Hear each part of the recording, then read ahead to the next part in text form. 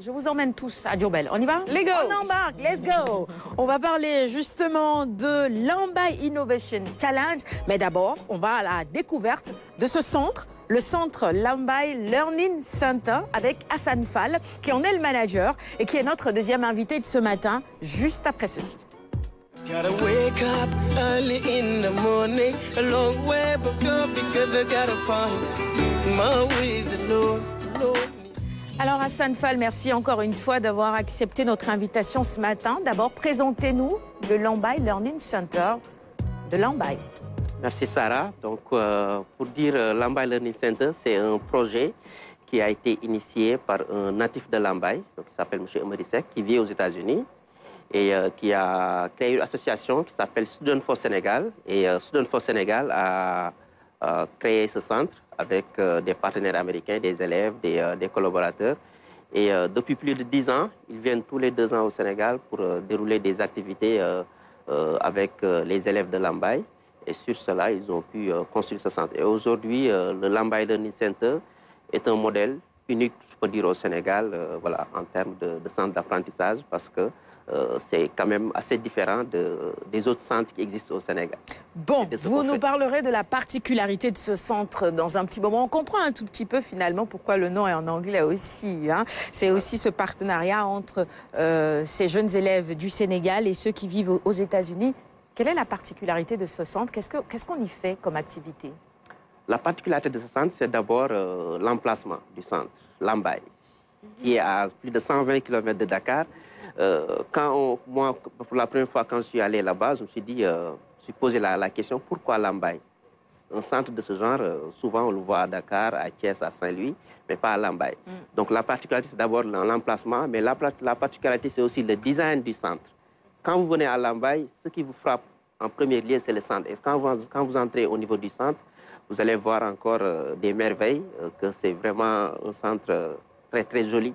Voilà, un cadre magnifique.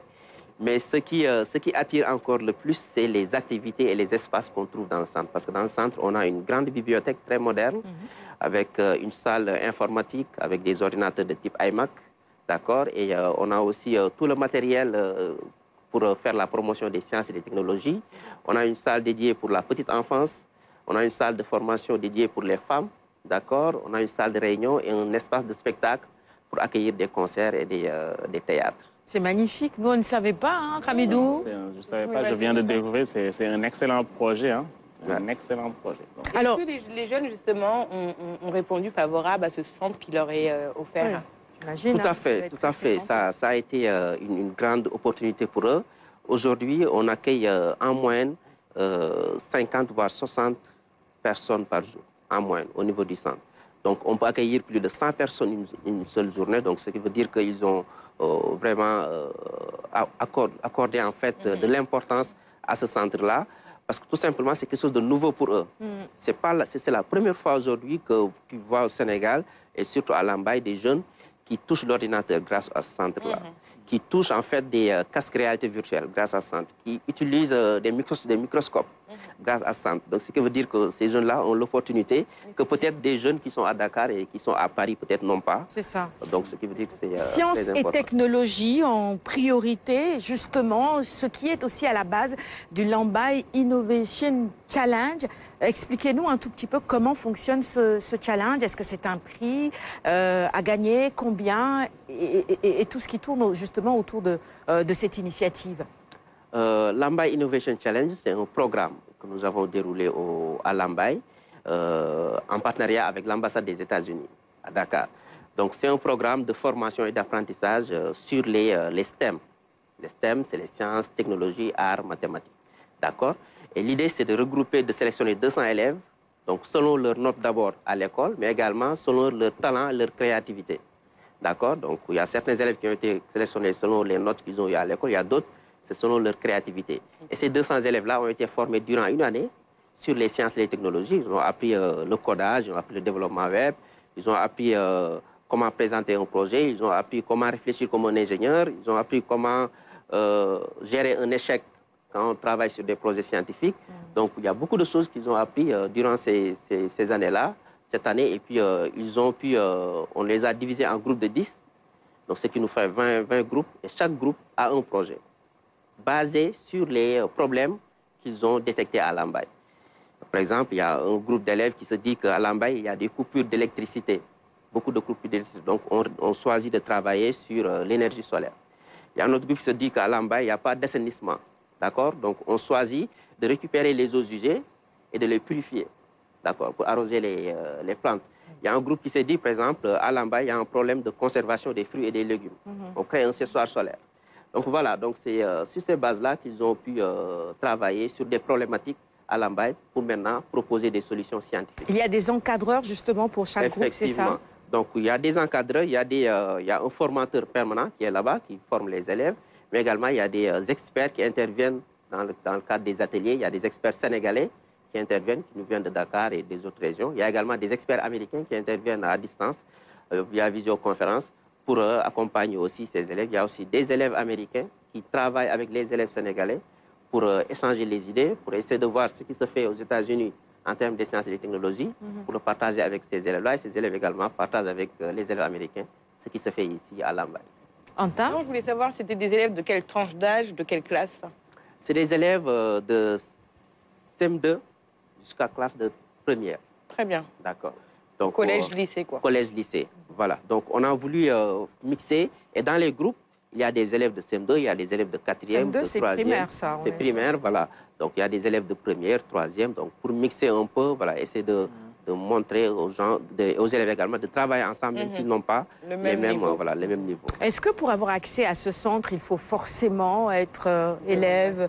Vous avez des cartes d'accès ou bien tout le monde? Parce qu'on sait aussi qu'il y a du génie chez les gens qui n'ont pas forcément eu la chance d'être scolarisés. Tout à fait. En fait, nous, on reçoit tous les publics, pas uniquement ceux qui font l'école, surtout l'école française. Il y a même dans le programme des élèves qui apprennent l'arabe et qui font partie de ce programme-là. Donc, l'école Al-Azhar qui se trouve à Lambaye, il y a des élèves qui font franco-arabe et qui font partie de ce programme. Nous accueillons également des élèves, des jeunes ou bien des enfants qui n'ont pas en fait eu l'occasion d'aller à l'école française pour pouvoir travailler avec. Par exemple, il y a un mécanicien à Lambaye qui a construit une machine qui permet de semer des graines. Donc, ce mécanicien-là, nous, on l'a accueilli au centre pour discuter avec lui, pour lui montrer des modèles, pour des idées, pour qu'il puisse améliorer son produit. Et ça, c'est au niveau de Lambaye. Donc, ce mécanicien-là n'est pas un élève. C'est magnifique ce que vous faites, Kamidou. Si j'ai bien compris, Lambaye Learning Center insiste beaucoup sur le changement de mentalité et apprennent à ses élèves à prendre des initiatives, c'est ça? Tout à fait, effectivement. Parce qu'en fait, ce qu'on a constaté à l'école sénégalaise, c'est qu'on apprend à l'élève, mais on l'apprend surtout à mémoriser, on l'apprend à apprendre des leçons. On ne l'apprend pas à faire. Et à Lambaye Learning Center, ce qu'on apprend aux élèves, on les apprend à faire. La pratique. D'accord, la pratique, l'entrepreneuriat. C'est que l'élève qui se dit que moi, j'ai détecté un problème dans ma localité et j'essaie de trouver une solution. Cet élève-là, après le bac, il aura toujours cette capacité-là à se dire que je n'attends pas à être recruté quelque part. Il faut que moi-même, j'essaie de développer mon propre initiative, mon propre entreprise. C'est très bien. Fatou Kiné Ndiaye, sur ce projet, comment vous le trouvez? Magnifique. Je le trouve magnifique et ce que j'aime bien, c'est ce mix entre les niveaux. Voilà, ils viennent de partout et tous ensemble, ils sont là ensemble et ils sont sur un projet et ils sont créatifs. C'est très bien. C'est très bien. Vous avez raison. Mais pourquoi challenge? Finalement, c'est un challenge entre ces différents groupes? Il y a quelque chose à gagner après ou pas du tout? Le challenge, c'était plutôt de pouvoir réaliser le projet. D'accord, le défi. Le défi, c'était ça le défi. Et quand on a déroulé le programme, dites-vous que quand on a commencé le programme, il y avait plus de 90% des élèves qui ne savaient pas utiliser l'ordinateur, ou bien qui utilisaient l'ordinateur pour la première fois. Et 6 mois, 8 mois après le programme, ces mêmes élèves-là arrivaient à créer des applications mobiles. Donc cela montre aussi que l'enfant, en fait, il apprend très vite. Et l'enfant, tous les enfants sont des génies, en fait. Ce qu'il faut, c'est juste avoir le cadre et l'environnement qu'il faut pour les propulser. En fait. Il me reste 1 minute, en 30 secondes. Votre initiative, elle est belle. Avez-vous tout le soutien qu'il vous faut ou vous avez encore besoin que de bonne volonté viennent accompagner cette initiative? Allez-y, très rapidement. On a encore besoin de soutien parce que depuis que le centre a commencé ses activités, On est en train de discuter avec des démembrements de l'État pour avoir l'accompagnement. Et heureusement, pour ce programme, on a eu la visite du ministre de l'Artisanat, le docteur Papa Amadou Ndiaye, que nous remercions également. Mais quand même, nous avons besoin du soutien, de l'accompagnement pour pouvoir faire plus. Parce qu'aujourd'hui, tout ce qui se fait au niveau du centre, c'est supporté par l'association Student for Sénégal.